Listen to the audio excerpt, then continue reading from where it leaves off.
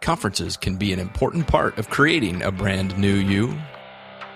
Our guest today will help you get the most out of your next conference. Tommy Stoner, are you ready? Let's go! Hey everybody, Ryan Roten here, and this is the Brand New You podcast, where we explore how to use personal branding and social media to impact your career. No need to look any further. You found the podcast dedicated to helping you create a brand new you. Good morning, good afternoon, and good evening. Welcome to the Brand New You show. I'm Ryan, your host, and today we welcome to the show Madalyn Sklar, the fearless leader at Go Girls Music. Go Girls Music is the oldest and largest online community of indie women musicians. Madalyn founded Go Girls in 1996 with the vision of bringing together independent women musicians from around the world. Because she's an early adopter of new technologies, Madalyn has been able to weave together her vast experiences with technology and music to become a highly sought-after business coach and social media strategist. She was named one of the 10 most powerful women in music by Curve magazine, and she is ranked as the number 3 social media power influencer in Houston. Madalyn runs the largest musicians Twitter chat every Thursday at 3 and 9 p.m., which means that for those of you who are listening to this podcast on the Thursday morning that it releases, you'll be able to tune in later today and participate at #GGChat. Madalyn, welcome to the show. Hey, Ryan, thanks for having me. You are very welcome. And before we get started, I do need to pass along just a special word of thanks to Jen Eads from the Brassy Broadcast podcast. It was through her podcast that I found you. So thank you, Jen, for having Madalyn on as a guest.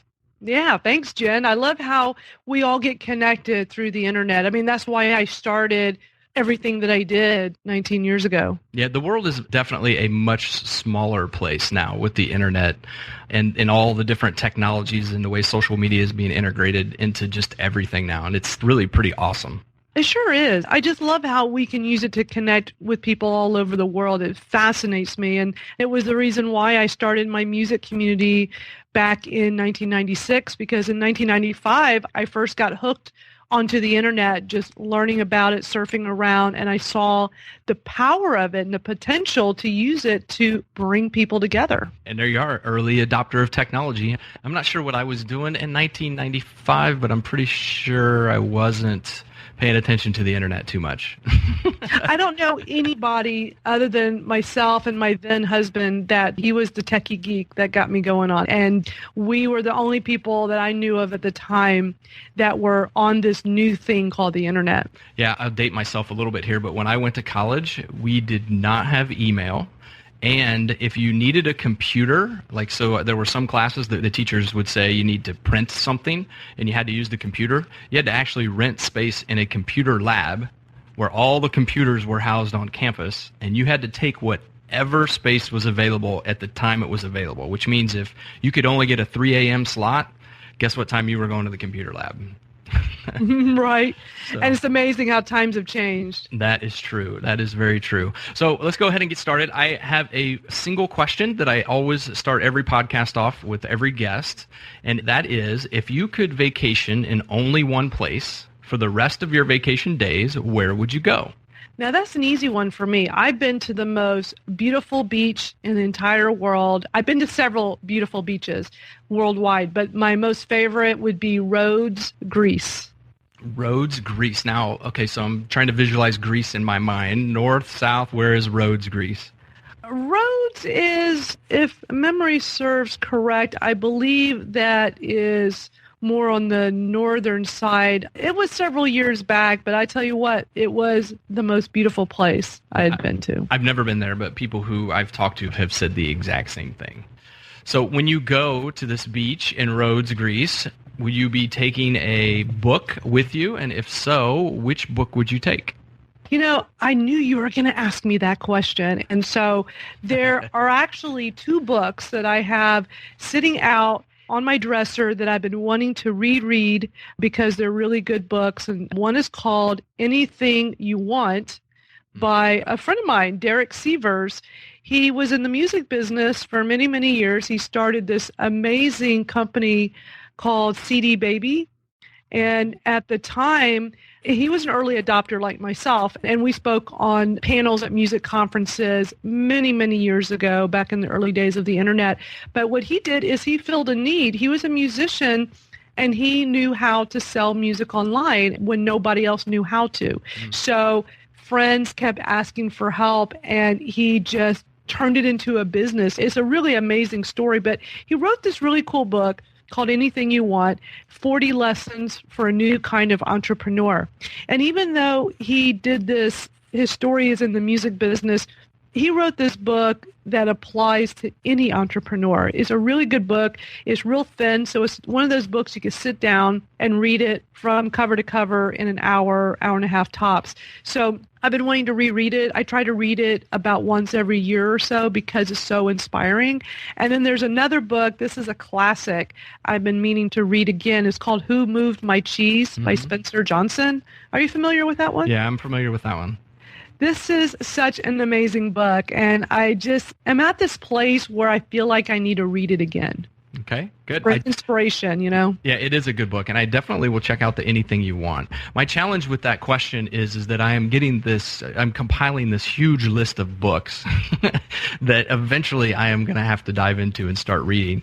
But I really like to know and understand, people who operate kind of in, do air quotes, our space podcasting and internet and that type of thing. I like to know and understand what kind of books they're reading because it always fascinates me. And what one person reads and how they take it could be completely different than how I might read it, but we're both going to take something away from it, which I think is awesome. Absolutely. I feel the same way. I find, though, that harder and harder for me to make time to read, like sit down and read a book. So I try to do audiobooks. I find that audiobooks work really well for me because every morning I walk my dog. So I like to listen to a podcast. And I love listening to yours. Ryan, you have a really, really good podcast. Thank you.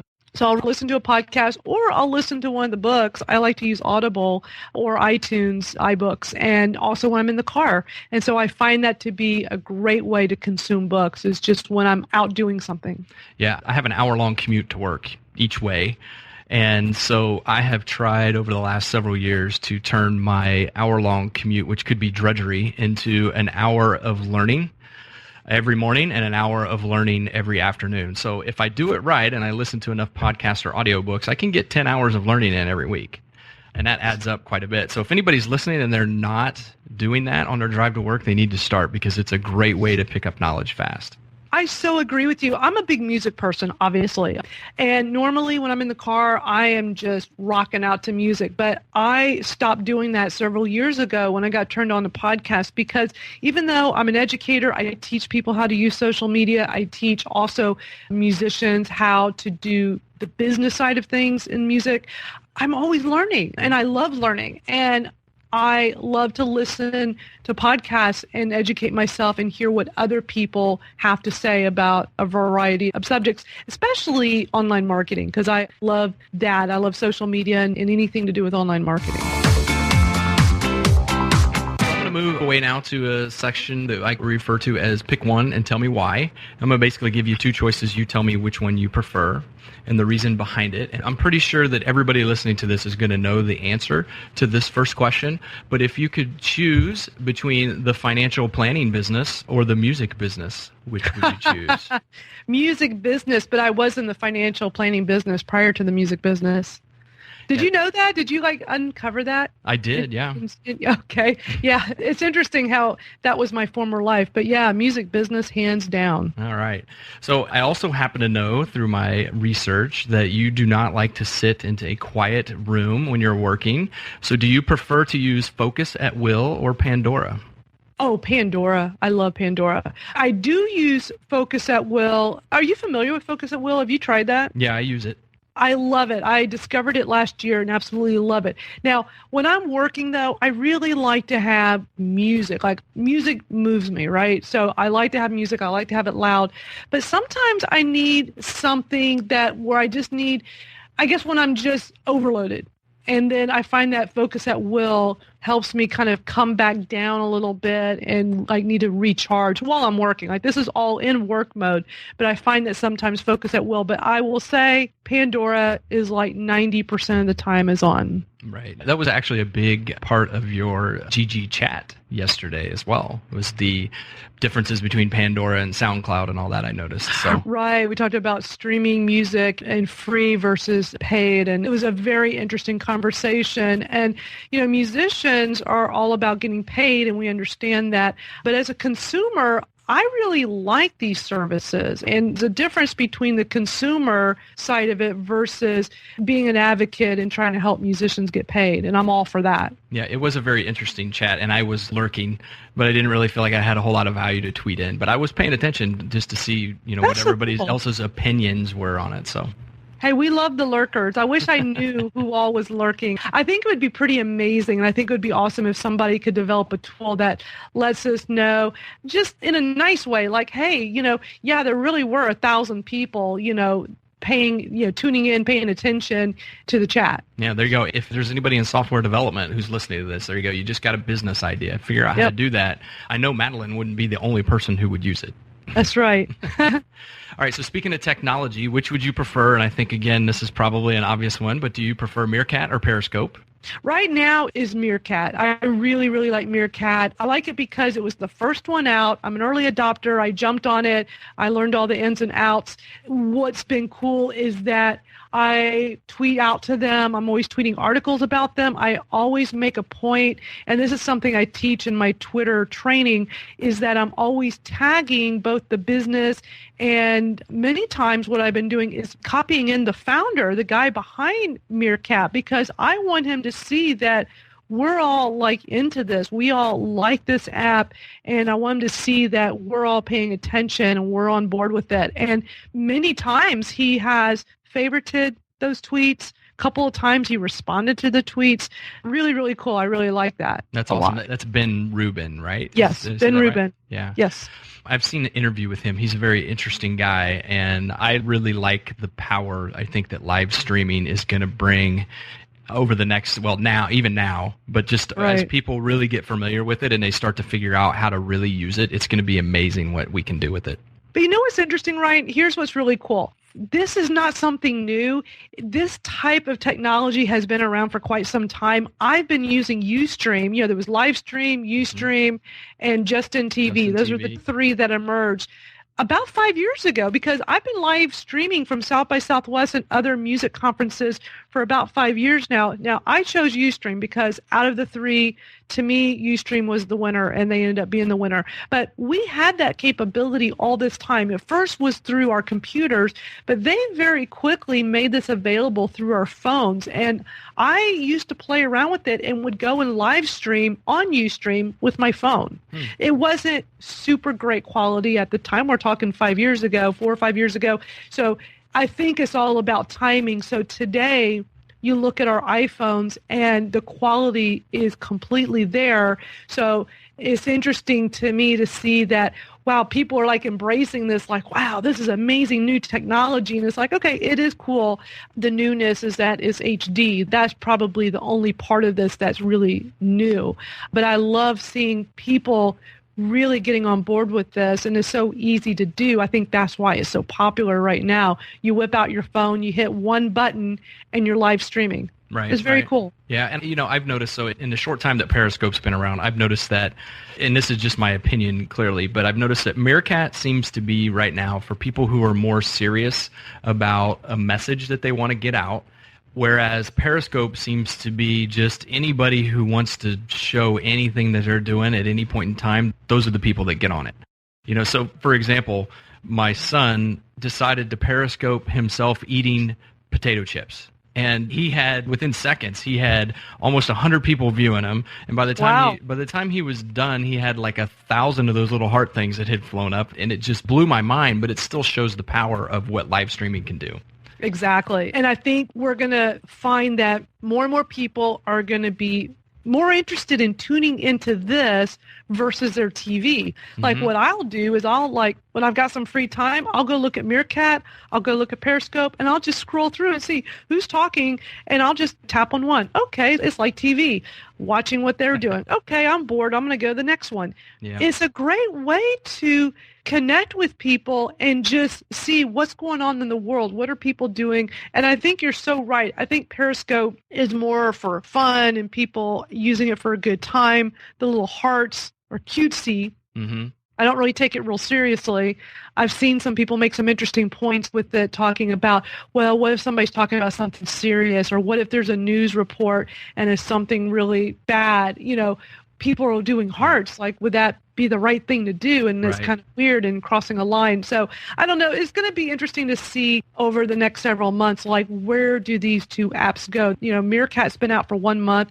Periscope today has been out for 1 whole week. Right. Yeah.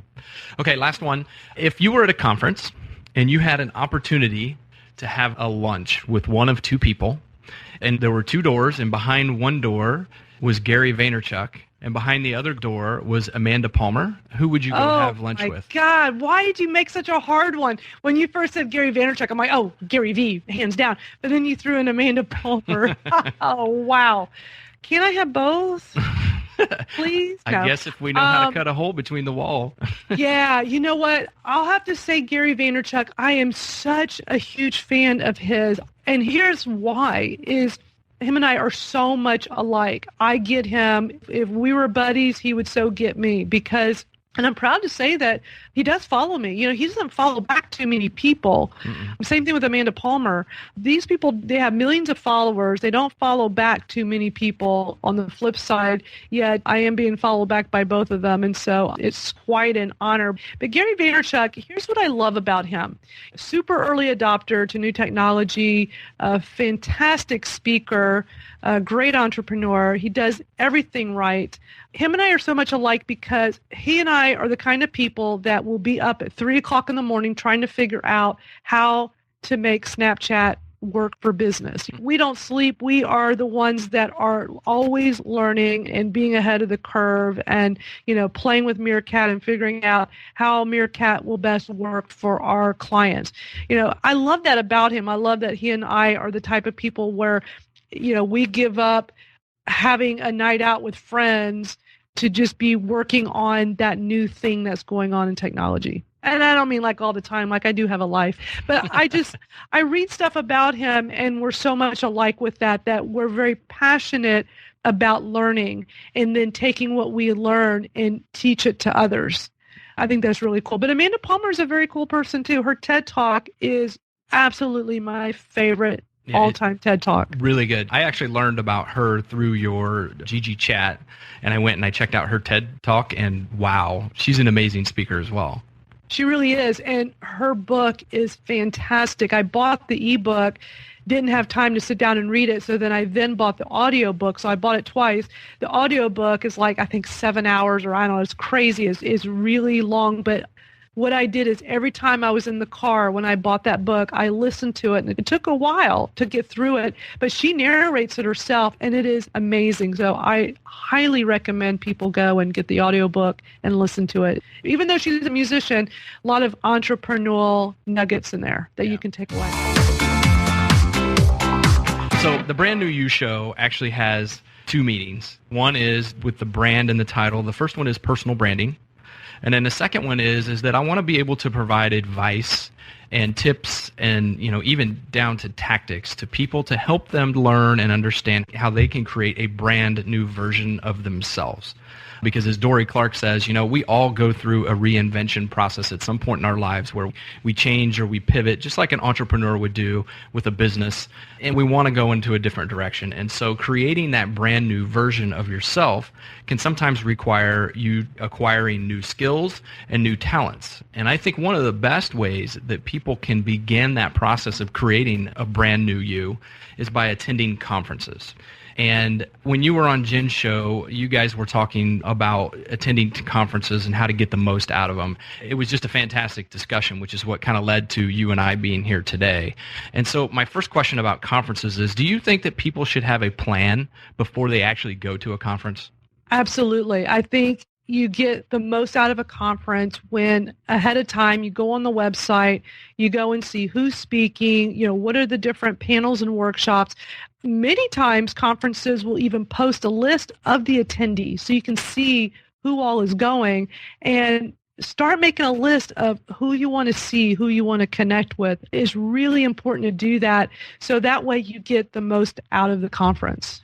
Yeah, I've noticed too, there's apps, and I can't remember the name of the one, Schedule something, but like certain conferences will actually have an app that's associated with the conference. So when you go through, you can, digitally choose the sessions you want to go to. And when you do that, it automatically tags everybody else that's going to sit through that session. And so you not only get a list of who all is speaking, but you get a list specifically of the people who've said they want to attend that specific session too, which I think is pretty cool. That is really cool. It's so great I think Twitter is the best way to connect with people at a conference. There have been times where I've been at a conference during a panel, and those of us that are tweeting during the live panel are connecting with each other. And there have been times where, hey, where are you in this, like in a big room? Like, hey, where are you? Oh, I'm on the fourth row in the center. Let's talk after this. Yeah. And connect with people like in the middle of a panel or a workshop. Right. Which is great. I mean, I think, and it is nice seeing that there's software out there now trying to connect people at a conference, because that's what we're going there to do, is to make connections, develop relationships, and Twitter is a great way to do that while you're at the conference. Yep, I agree. In my younger days, I viewed conferences as I was an attendee. I go, I sit, and I listen. And, I think back to, wow, there were a lot of opportunities that I missed back then to meet people and network with people. And to me, that is where the power of going to any conference comes from. Is it's not so much what you learn while you're there from the sessions, it's a whole lot more who you meet. Exactly. And I was unable to make it to the South by Southwest Interactive recently, but what I did and what I typically do when I'm not able to go to a specific conference is I follow along on the hashtag. I just see what's the official hashtag, and I make a point to go and follow it. And many times I'll have people there that I know so I can see what they're doing, who are they talking about, what's going on. And for South by Southwest Interactive, one of my good friends, Brian Fanzo, I don't know if you know him, he's been going to just about every conference. And so I follow along with him, and he was doing Meerkat the entire time. And what was great is that not only can I follow along on a hashtag and feel like I'm there through the tweets, now with Meerkat and also with Periscope, people can bring these speakers right to us. Mm-hmm. And so Brian was doing the live Meerkat when Gary Vaynerchuk was speaking, when he was on a panel himself. Then I believe it was yesterday, he was at a conference in Arizona, the big one for Infusionsoft. I'm blanking on what that hashtag was, but InCon 15, I think. Right, that's it. And he was on the front row while John Lee Dumas was speaking from Entrepreneur on Fire. Cool. And it was awesome because that's another one that I was unable to attend. But what Brian did through Meerkat and Twitter is he gave us a front row seat. I caught the tail end of it and got to watch John Lee Dumas from the front row speak for 20 minutes. It was amazing. That is pretty cool. And Brian wears his hat backwards. His Twitter tag is iSocial. Is that right? Yeah, his Twitter handle is iSocialFans, F-A-N-Z, because his last name is Fanzo. And yeah, his tagline, which I really like, and it's on his hat, is talk fast and tweet faster. Yeah, I remember seeing him. I watched a lot of his Meerkat sessions from Southwest as well. Yeah, and he is really smart with the way he's at a conference. I mean, he obviously sits down and plans out who he's going to go see, which panels and workshops he's going to attend, and it's really the best way to do this. You meet so many people by having a plan. Yeah. Now, while you're going to the conference, obviously we're going to take our cell phone, but what other items do you recommend that people would actually take with them to a conference? Pen and paper. I think people forget that. Like, really, really important to have pen and paper, because when you're at a workshop or panel, you want to be able to easily take notes. And I know you can do it on your phone, sure. And maybe that's what more people do, is like they prefer to just bring their laptop or tablet and type it in. I'm kind of old school, so I always make sure I have paper and pen. And also, it's good to have a pen on you at all times, because when I'm meeting people, and I always ask for a business card, after they walk away, I like to get a pen and jot down on the back of the business card what exactly we talked about while it's still fresh in my mind. So that way I don't forget when I do my follow-up later, especially if we talked about something specific that involves a sale, like they're interested in joining Go Girls or they want to learn more about my Twitter course. I want to make sure that I do not forget, because at a conference I meet so many people. I want to make sure I don't forget these very specific conversations. Yeah. There's one thing I'll add to your list. I personally take a lot of chapstick because my lips get really dry talking to people. That's a good one. And lots of water. It's really important to always have water on you and stay hydrated. It's easy to go to these events. You're typically inside somewhere all closed up, like in a hotel, and it's easy to get so caught up in all of this and not take care of yourself. So it's really important to stay hydrated and get some bottled water. And when I'm at a conference, I always carry a backpack with me. So always make sure paper and pen and water are on me. And also, when we're at these events, it's so easy to use up all the battery on your phone. So I also recommend either buying there's those different types of battery packs you can buy for your phone, getting something like that, and be sure that you have your charger. Always have your charger on you at a conference, because so many times you'll be in the middle of doing a Meerkat or tweeting, and then all of a sudden your battery goes, and then you can't do anything the rest of the day. You're screwed, right? So it's always important to have your charger. And even smarter too, this is something I rarely see somebody do, but if you have a backpack on you, bring a power strip, because I was at this very techie conference a few years ago, and somebody was really smart, and what they did is they put a bunch of those at the back of the room where all the outlets were, so that way you run out of battery, you could run over there and a whole bunch of people could be charging their phones at once. And it kind of became this way of sponsoring, be like the power sponsor at a conference by providing the cords to let people come in and charge smart. up. It's smart because it's another way to meet additional people, because somebody's going to come up and ask if they can use your outlets. It sounds to me, too, like you still believe that the good old-fashioned paper business cards are still a valuable thing to take with you to conferences. What are your thoughts on people who try to pass out digital business cards via their phones, where on Samsung phones or Android phones, you can go up and tap phones and exchange information. What do you think about those versus the traditional paper card? Okay, I love the whole digital business card thing. I think it's great. It's just not mainstream yet. It's not something that has really caught on with everybody yet. I think over time it will. But I do like that. I think there's some really cool things. But, that whole bump thing's been around for years. I remember being at a conference 4 or 5 years ago and doing that, hey, did you see that new thing? We can bump our phones and It just instantly connects us. And only the techie people knew about it and were doing it. I feel like it's still just a techie thing. So I think paper business cards are still the standard. I think it's important to have it. I do want to mention, I came across, I think, one of the coolest business cards ever just recently, where the front is just your typical, your information, your phone number, your email, and all that. But on the backside, now this is a business coach, a professional and personal business coach. And here's what she put on the backside, and I thought this was really brilliant. She put, download your complimentary copy of, and then I guess it's an ebook, before you hire a life coach, 12 things you need to know before you say yes. And then she has her .com. And I thought this was really cool. Yes, because when you meet people, it's kind of like when you're online. When you're online, somebody goes to your website. What do you want them to do? You want them to join your mailing list, but you got to give them something for that email address. You give them an ebook or some kind of PDF how-to. You give them something, right? So she's doing this on a business card. I think is really, really smart. So that's something that I'm going to do with my next round of business cards when I order them. I'm going to do something like that on the backside, give people easy access to go download something cool. Yeah, that is very smart, and I will be doing the exact same thing. Now, I think one of the advantages to business cards is that when you leave a conference, you have them in front of you. What do you think is proper etiquette for follow-up after a conference, or are you supposed to follow up after a conference? Absolutely follow up. I think follow-up is one of the most important things to do after a conference, yet is done the least.